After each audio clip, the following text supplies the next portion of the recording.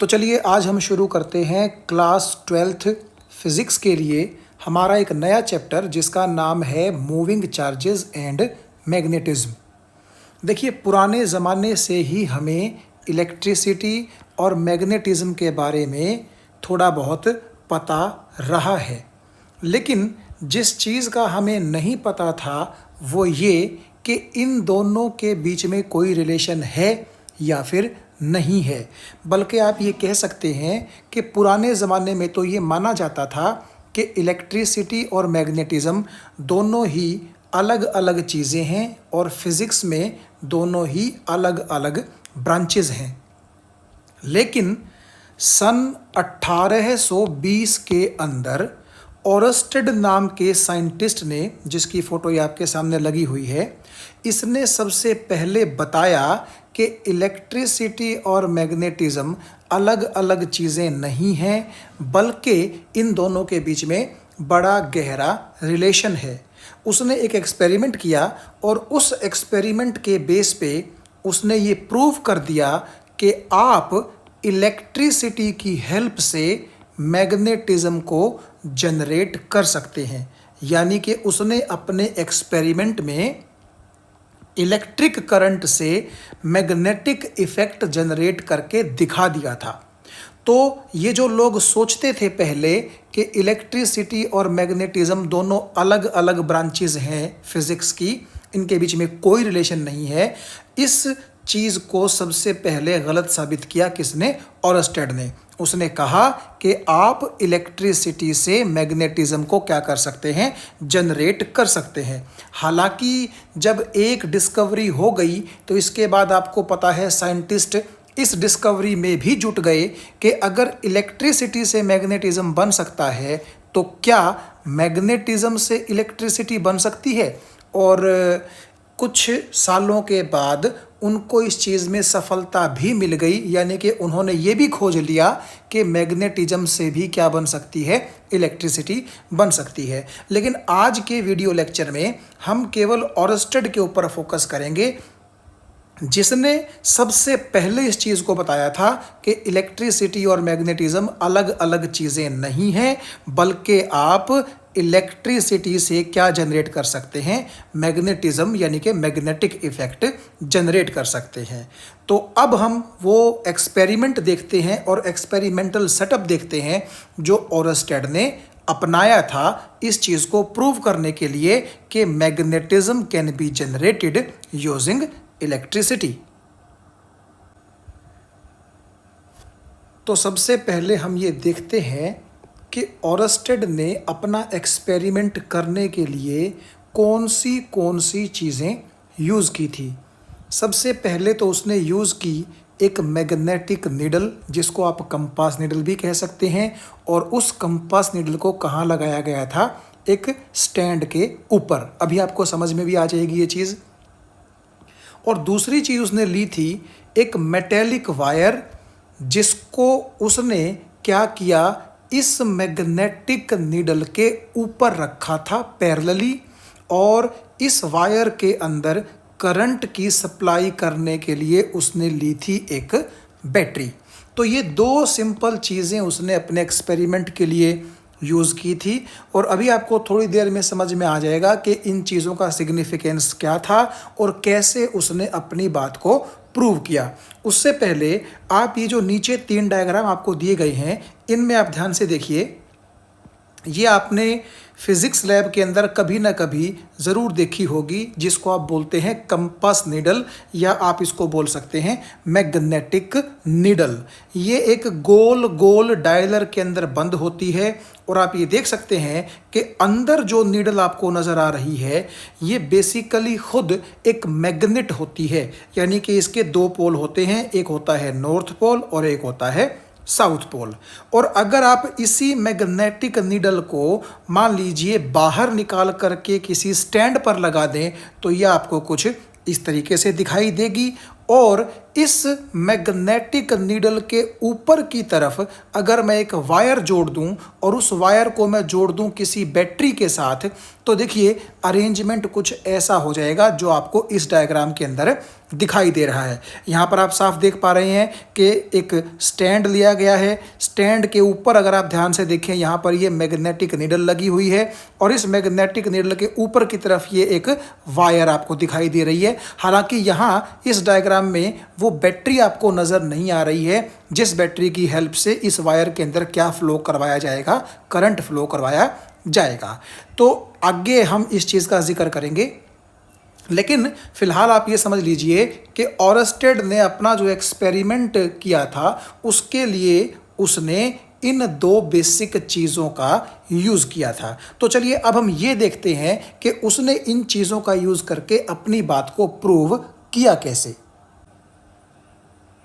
अपनी बात को प्रूव करने के लिए ऑरस्टेड ने एक बेहद ही आसान सा कॉन्सेप्ट सामने रखा। उसने कहा कि मान लीजिए ये आपके पास है एक मैग्नेटिक नीडल जिसके दो पोल हैं। मान लीजिए यहाँ मैंने लिख दिया नॉर्थ और यहाँ मैंने लिख दिया साउथ, और ये हमारी जो मैग्नेटिक नीडल है ये मान लीजिए एक स्टैंड के ऊपर रखी हुई है। तो उसने कहा कि सपोज कीजिए आप इस नीडल के पास एक प्लास्टिक का पेन लेकर के आते हैं। मान लीजिए हमारे पास जो पेन है मोस्टली वो प्लास्टिक के होते हैं, तो मान लीजिए ये एक पेन है प्लास्टिक का और आप इस प्लास्टिक के पेन को इस नीडल के पास ले करके आते हैं कुछ इस तरीके से। तो आप खुद बताइए कि क्या इस पेन के पास आने से आपकी मैग्नेटिक नीडल फोर्स एक्सपीरियंस करेगी या कोई डिफ्लेक्शन फील करेगी? बिल्कुल नहीं करेगी। और इसका बड़ा सिंपल सा रीज़न है, वो ये कि ये नीडल तो खुद क्या है, एक मैग्नेट है, लेकिन पेन जो आपने कहा प्लास्टिक का, इसकी अपनी कोई मैग्नेटिक फील्ड नहीं होती, यानी कि इसके चारों तरफ कोई मैग्नेटिक फील्ड नहीं होती। तो इसीलिए ये पेन आपकी मैग्नेटिक नीडल पर कोई मैग्नेटिक फोर्स नहीं लगा पाएगा। इसीलिए ये प्लास्टिक का पेन मैग्नेटिक नीडल को बिल्कुल भी डिफ्लेक्ट नहीं कर पाएगा। लेकिन उसने कहा कि मान लीजिए आप अब ऐसा बोल दो कि ये चीज़ एक पेन ना हो करके एक बार मैग्नेट है, यानी कि मान लीजिए ये है एक बार मैग्नेट, और क्योंकि मैग्नेट के दो पोल होते हैं तो आप किसी भी पोल को नॉर्थ का नाम दे दीजिए तो नेचुरली दूसरा पोल कौन सा बन जाएगा? साउथ बन जाएगा। तो अगर अब आपसे पूछा जाए कि ये बार मैग्नेट अगर पास लेकर के आया जाए इस मैग्नेटिक नीडल के, तो अब क्या होगा? अब आप जवाब दे सकते हैं कि या तो अट्रैक्शन होगा या रिपल्शन। वो तो आप जानते ही हैं कि इस चीज़ पे डिपेंड करता है कि कौन से पोल एक दूसरे के सामने आएंगे। अगर नॉर्थ और साउथ पोल आ रहे हैं तो अट्रैक्शन होगा, अगर साउथ पोल आ रहे हैं या फिर आप कह लीजिए कि नॉर्थ पोल आ रहे हैं तो क्या होगा? रिपल्शन होगा। तो खैर यहाँ पर हम रिपल्शन या अट्रैक्शन को भी रहने देते हैं। हमने सिर्फ मेन बात ये करनी है कि अगर आप एक बार मैग्नेट को पास लेकर के आए इस मैग्नेटिक नीडल के, तो क्या ये मैग्नेटिक नीडल डिफ्लेक्ट होगी? तो जवाब होगा बिल्कुल होगी। क्यों? क्योंकि ये बार मैग्नेट जब पास आएगा तो फोर्स लगेगा, और फोर्स लगेगा तो आपकी ये मैग्नेटिक नीडल ऊपर की तरफ या नीचे की तरफ क्या होगी? डिफ्लेक्ट हो जाएगी। तो कुल मिलाकर के यहाँ से एक चीज़ आप अपने दिमाग में रख सकते हैं, और वो ये कि क्योंकि मैग्नेटिक नीडल खुद एक मैग्नेट होती है, तो अगर आप उसको डिफ्लेक्ट करवाना चाहते हैं तो आपको उसके आसपास किसी दूसरी मैग्नेटिक फील्ड का अरेंजमेंट करना पड़ेगा, जैसे कि ये बार मैग्नेट था। लेकिन अगर आपने इस मैग्नेटिक नीडल के आसपास अरेंजमेंट मैग्नेटिक फील्ड का नहीं किया तो कोई चीज़ इसको डिफ्लेक्ट नहीं कर सकती। ठीक है, मैं वो बात नहीं कर रहा हूँ कि आप इसको हाथ मार करके डिफ्लेक्ट कर दो, मैं सिंपली एक मैग्नेटिक फोर्स की बात कर रहा हूँ, आप समझ गए होंगे। तो यहाँ से हमें जो एक मतलब बेसिक सी बात समझ में आई वो ये कि अगर आप मैग्नेटिक नीडल को डिफ्लेक्ट करवाना चाहते हैं तो ये ज़रूरी है कि उसके आसपास कोई दूसरी मैग्नेटिक फील्ड प्रेजेंट हो, ताकि वो मैग्नेटिक फील्ड इस नीडल के ऊपर मैग्नेटिक फोर्स लगा करके इसको क्या कर सके, डिफ्लेक्ट कर सके।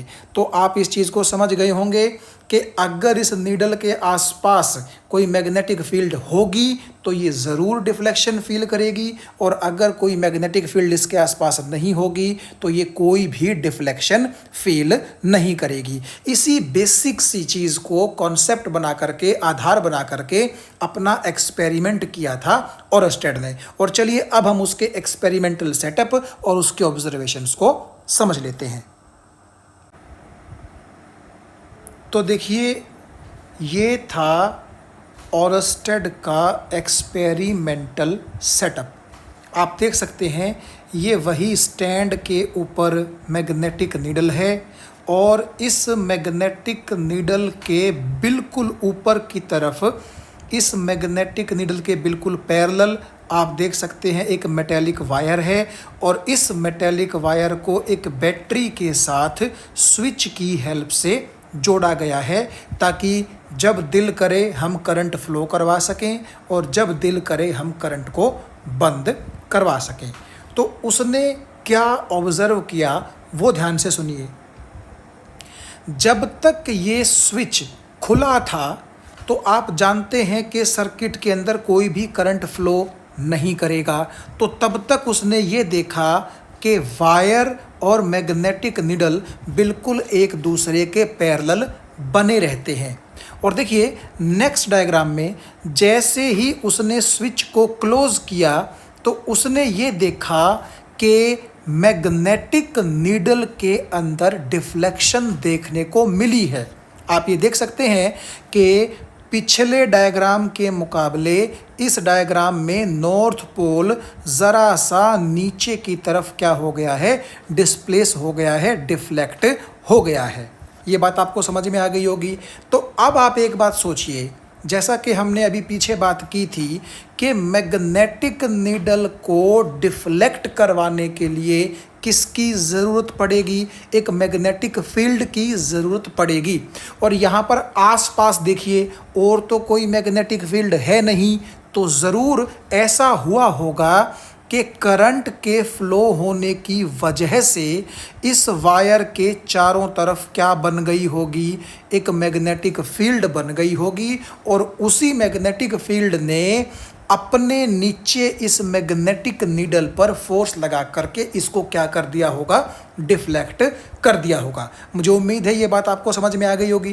भाई अभी पीछे ही हमने जिक्र किया था कि ये मैग्नेटिक नीडल क्या होती है, खुद एक मैग्नेट होती है, और कोई मैग्नेटिक फील्ड ही इसको क्या कर सकती है, डिफ्लेक्ट कर सकती है। लेकिन जैसे ही स्विच क्लोज हुआ तो इस नीडल के अंदर डिफ्लेक्शन देखने को मिली, तो नेचुरली ओरस्टेड इतना समझ गया कि ज़रूर इस वायर के चारों तरफ कोई ना कोई मैग्नेटिक फील्ड प्रेजेंट है, जिस मैग्नेटिक फील्ड ने मैग्नेटिक नीडल को क्या कर दिया है, डिफ्लेक्ट कर दिया है। फिर उसने ऐसा भी किया कि फिर से इस स्विच को उसने क्या कर दिया, खोल दिया। तो खोलते ही क्या होगा, करंट फिर से सर्किट में ज़ीरो हो गया, और ये जो आपकी मैग्नेटिक नीडल डिफ्लेक्टेड पोजीशन में थी, ये फिर से डिफ्लेक्टेड पोजीशन से हट करके अपनी ओरिजिनल पोजीशन में आ गई। तो यहाँ से ओरस्टेड का जो विश्वास था वो और भी मजबूत हो गया कि इस तार के चारों तरफ ये जो मैग्नेटिक फील्ड बनी है, इसको तो बनाने वाला करंट ही है, क्योंकि जब तक करंट फ्लो होता रहता है मैग्नेटिक फील्ड बनी रहती है, और इसीलिए नीचे इस मैग्नेटिक नीडल पर फोर्स लग करके ये डिफ्लेक्टेड अवस्था में पड़ी रहती है। और जैसे ही ये स्विच खोल दिया जाता है यानी कि आपका करंट ज़ीरो हो जाता है, तो इस वायर के चारों तरफ जो मैग्नेटिक फील्ड थी वो भी करंट के ज़ीरो होने से तुरंत डिसअपीयर हो जाती है। और क्योंकि अब इस नीडल के चारों तरफ कोई मैग्नेटिक फील्ड नहीं रही, तो ये भी डिफ्लेक्शन अब फील नहीं करती और फिर से वापस अपनी ओरिजिनल कॉन्फ़िगरेशन में आ जाती है। तो इस बड़े आसान से एक्सपेरिमेंटल सेटअप की हेल्प से ऑरस्टेड ने ये प्रूव कर दिया कि करंट की वजह से इस वायर के चारों तरफ एक मैग्नेटिक इफेक्ट देखने को मिला, यानी कि करंट ने मैग्नेटिज्म को जन्म दे दिया, यानी कि इलेक्ट्रिसिटी ने मैग्नेटिज्म को जन्म दे दिया।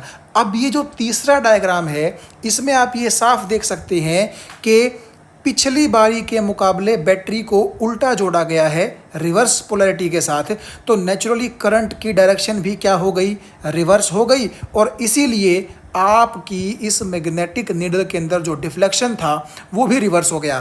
पहले नॉर्थ पोल आप देखिए नीचे की तरफ आ रहा था, जबकि इसमें आप देख सकते हैं नॉर्थ पोल थोड़ा सा ऊपर की तरफ डिफ्लेक्ट हो गया है। तो बात सिर्फ इतनी है कि करंट के डायरेक्शन चेंज करने की वजह से ज़रूर मैग्नेटिक फील्ड की भी डायरेक्शन चेंज हो गई होगी, और इसीलिए मैग्नेटिक फील्ड ने जो इस नीडल के ऊपर फोर्स लगाया, इसी वजह से उस नीडल के अंदर की डिफ्लेक्शन भी क्या हो गई होगी, चेंज हो गई होगी। तो आपको ये बड़े आराम से अब समझ में आ गया होगा कि क्योंकि आपकी वायर के नीचे रखी गई जो नीडल है वो डिफ्लेक्ट हो गई, तो ज़रूर आपकी वायर के चारों तरफ करंट की वजह से क्या बन गई होगी, मैग्नेटिक फील्ड बन गई होगी। तो यही था ऑरस्टेड का एक्सपेरिमेंटल सेटअप। तो हम क्या कह सकते हैं कि जब तक करंट परसिस्ट करता है वायर के अंदर, तो उसके चारों तरफ मैग्नेटिक फील्ड भी परसिस्ट करती है, और आपकी वो मैग्नेटिक फील्ड उसके नीचे रखी इस मैग्नेटिक नीडल को भी क्या करती है, डिफ्लेक्ट करती रहती है। लेकिन जैसे ही करंट ज़ीरो बन जाता है, मान लीजिए आपने स्विच खोल दिया, तो आपकी जो वायर है उसके चारों तरफ की मैग्नेटिक फील्ड भी डिसअपीयर हो जाती है, और इसीलिए इस मैग्नेटिक नीडल पर कोई फोर्स लग नहीं पाता। तो हम क्या कह सकते हैं, देखिए आप जानते हैं कि इस वायर के अंदर करंट कहाँ से आया, क्योंकि इस मेटेलिक वायर के अंदर बहुत सारे फ्री इलेक्ट्रॉन्स थे, तो वो मूव किए होंगे, तो चार्जेस चले हैं तो करंट बना है तो आपकी इस वायर के चारों तरफ मैग्नेटिक फील्ड बनी है। ठीक है, तो हम क्या कह सकते हैं कि मूविंग चार्जेस ने जन्म दिया करंट को, और करंट ने फिर किसको जन्म दिया, वायर के चारों तरफ मैग्नेटिक फील्ड को जन्म दिया। यानी कि हम ये कह सकते हैं, दोनों बातें आप बोल सकते हैं, या तो आप ये कह लीजिए कि हमने करंट से क्या पैदा कर दी, मैग्नेटिक फील्ड, या आप ऐसा बोल दीजिए कि मूविंग चार्जेस से बना करंट, और करंट ने फिर किसको पैदा किया, मैग्नेटिक फील्ड को। तो अगर आपसे ये कोई पूछे कि मैग्नेटिक फील्ड का बेसिक जो सोर्स ऑफ प्रोडक्शन है वो क्या होता है, तो आप कह सकते हैं कि मैग्नेटिक फील्ड इज़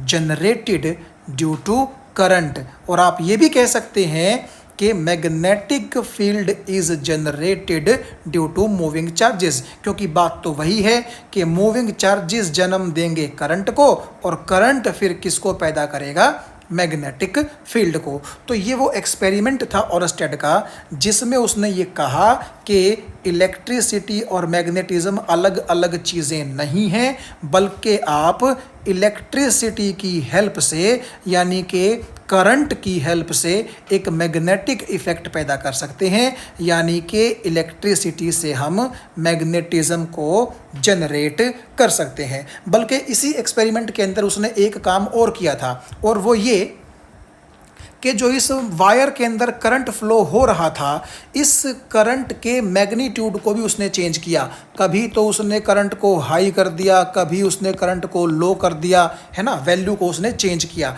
तो उसने ये भी देखा कि करंट के कम या ज़्यादा होने से ये जो आपकी मैग्नेटिक नीडल है, इसके अंदर आने वाला डिफ्लेक्शन भी कम ज़्यादा होता है। और ऐसा क्यों होता होगा? ऐसा इसलिए होता होगा क्योंकि अगर इस वायर के अंदर से कम करंट पास करेगा तो नेचुरली इसके चारों तरफ जो मैग्नेटिक फील्ड है वो भी कम स्ट्रेंथ की बनेगी, और वो मैग्नेटिक फील्ड नीचे इस नीडल पर कम फोर्स लगाएगी तो डिफ्लेक्शन कम होगा।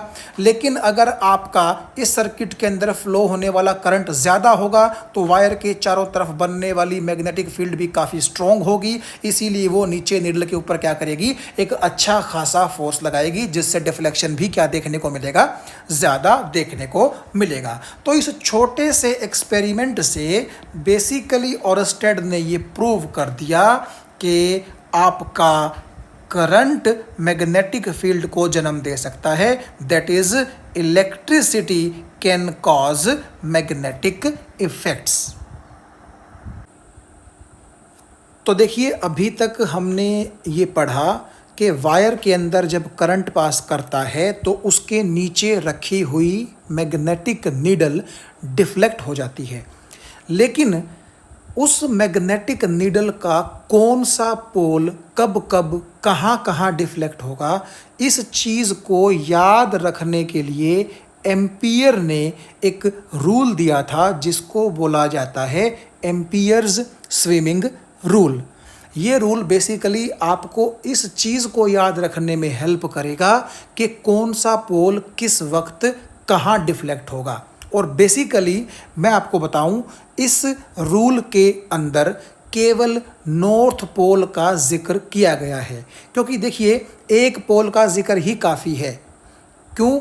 क्योंकि अगर एक पोल आप ये मान के चल लीजिए कि लेफ्ट साइड में डिफ्लेक्ट हो गया, मान लीजिए मैं नॉर्थ पोल की ही बात करता हूं, तो अगर नॉर्थ पोल लेफ्ट साइड में डिफ्लेक्ट हो गया तो उससे अपोजिट साइड में तो दूसरा पोल वैसे ही डिफ्लेक्ट हो जाएगा। ठीक है, तो इस रूल के अंदर केवल नॉर्थ पोल के डिफ्लेक्शन की बात ही की गई है, जिसकी हेल्प से आप साउथ पोल के डिफ्लेक्शन का अपने आप अंदाज़ा लगा सकते हैं। खैर, इस रूल को समझने के लिए हम आगे बढ़ते हैं, और सबसे पहले आप ध्यान दीजिए इस डायग्राम के ऊपर। ये डायग्राम मैंने इंटरनेट से एक जगह से डाउनलोड किया है, और ये डायग्राम काफ़ी आसान भी है, इसकी हेल्प से आपको समझ में आ जाएंगी चीज़ें।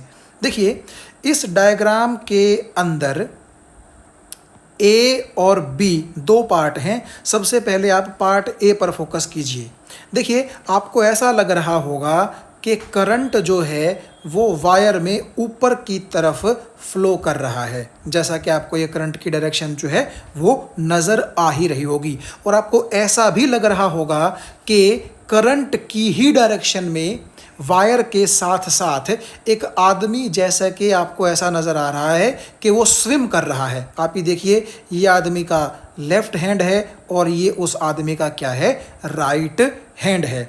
तो कुल मिलाकर के ए डायग्राम के अंदर आप क्या कह सकते हैं कि हमें ऐसा नज़र आ रहा है कि एक आदमी वायर के सहारे सहारे करंट की ही डायरेक्शन में तैर रहा है। तो एम्पियर्स स्विमिंग रूल में भी कुछ यही बात बोली गई थी। उसने कहा कि मान लीजिए एक आदमी स्विमिंग कर रहा है along the wire and in the direction of current in such a way that the current enters through his feet and leaves at his head। आप यहाँ पर भी देखिए, अगर मैं आदमी के पैर बनाने की कोशिश करूँ तो कुछ ऐसे होगा। तो आपको लग रहा होगा कि करंट उसके पैर में एंट्री ले रहा है और उसके सर से करंट कहाँ निकलेगा, बाहर की तरफ निकलेगा। तो कुल मिलाकर के ए सिचुएशन में जो बात मैंने आपसे कही थी, यहाँ पर भी उसी चीज़ को क्या किया गया है, लैंग्वेज के अंदर लिखा गया है। तो क्या होगा, तो उसने कहा then north pole of the needle will be deflected towards his left hand. यानी कि अगर आप ये देखें कि ये जो नीडल बना रखी है, ठीक है, आपको पता है कि ये जो रेड सा आपको नज़र आ रहा हिस्सा, ये कौन सा पोल होता है? नॉर्थ पोल होता है। तो अगर आप ध्यान से देखें, मान लीजिए पहले ये मैग्नेटिक नीडल कुछ इस तरीके से बिल्कुल सीधी रही थी, मान लीजिए आप। तो अब की बार क्या है, आप ये देख सकते हैं कि इसका नॉर्थ पोल थोड़ा सा इस तरफ, यानी कि आदमी के लेफ्ट हैंड की तरफ क्या हो गया है? डिफ्लेक्ट हो गया है। तो इस तरीके से आप एक चीज़ देखिएगा कि अगर नॉर्थ पोल नेचुरली इस तरफ डिफ्लेक्ट हो गया है, तो साउथ की तो बात करने की ज़रूरत है ही नहीं कि साउथ आपका इस तरफ क्या हो गया होगा? डिफ्लेक्ट हो गया होगा। तो कुल मिलाकर के इसीलिए एम्पियर्स स्विमिंग रूल में किसका जिक्र किया गया है? सिर्फ और सिर्फ नॉर्थ पोल का जिक्र किया गया है, ताकि एक का जिक्र कर दें और दूसरे का जो अंदाज़ा है वो आप खुद अपने आप लगा सकें। तो एक बार फिर से आप ये देखिए कि एम्पियर्स स्विमिंग रूल क्या कहता है। सिंपल सी एक बात बोलता है कि आप इमेजिन कर लीजिए कि वायर के अंदर जिस डायरेक्शन में करंट चल रहा है, उसी डायरेक्शन में एक आदमी भी करंट के साथ साथ वायर के पैरेलल करंट की ही डायरेक्शन में क्या कर रहा है? तैर रहा है। तो जिस तरफ उस आदमी का लेफ्ट हैंड होगा, नॉर्थ पोल हमेशा उसी तरफ क्या होगा? डिफ्लेक्ट होगा। तो नेचुरली साउथ पोल आप कह सकते हैं कि उस लेफ्ट हैंड से थोड़ा सा दूर की तरफ डिफ्लेक्ट हो जाएगा। और यहाँ पर एक चीज़ आप ध्यान रखिएगा, यहाँ पर हम ये मान के चलेंगे कि वो जो आदमी है वो नॉर्मल स्विमिंग कर रहा है। नॉर्मल स्विमिंग का मतलब ये होता है कि उसकी पीठ जो है वो ऊपर की तरफ है और उसका मुंह पानी के अंदर की तरफ है, यानी कि मुंह उसका नीचे की तरफ है। क्योंकि कई आदमी इस तरह से भी तो स्विमिंग करते हैं ना, जिसको हम रिवर्स स्विमिंग या उल्टी स्विमिंग भी बोल देते हैं, कि वो क्या करते हैं, उनकी पीठ पानी के अंदर होती है और उनका मुंह जो होता है वो पानी के बाहर होता है। तो वो कंडीशन आपने कंसिडर नहीं करनी। हमने नॉर्मल जो स्विमिंग है, यानी कि पीठ ऊपर की तरफ और छाती जो आदमी की है वो कहाँ? नीचे की तरफ हो, वो वाली नॉर्मल स्विमिंग हमने कंसीडर करनी है। तो आप ये कह सकते हैं कि अगर आदमी करंट की डायरेक्शन में आप तैरता हुआ मान लें, तो उस आदमी के लेफ्ट हैंड की तरफ आपकी नीडल का जो नॉर्थ पोल है वो क्या हो जाएगा? डिफ्लेक्ट हो जाएगा। मैं यहाँ पर एक बार लिख देता हूँ, ये जो रेड पोर्शन आपको नज़र आ रहा है ये नॉर्थ पोल है, और जो ये वाला पोर्शन है ये कौन सा है? आपका साउथ पोल है।